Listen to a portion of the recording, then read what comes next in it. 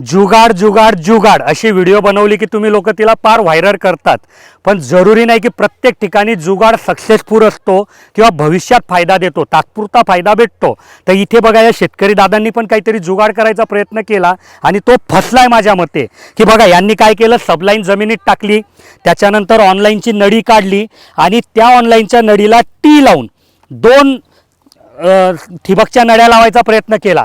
कारण आता ही नवीन पद्धत आली की सरीवर दोन नळ्या टाकायच्या।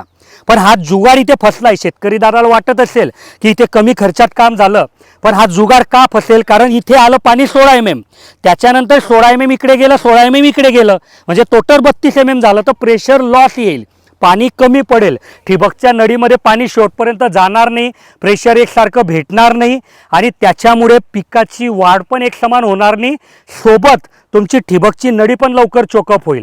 तर जुगाड दरवेळेसच सक्सेसफुल नसतो, असाच जुगाड महत्त्वाचा की जो भविष्यात तुम्हाला फायदा करून देईल।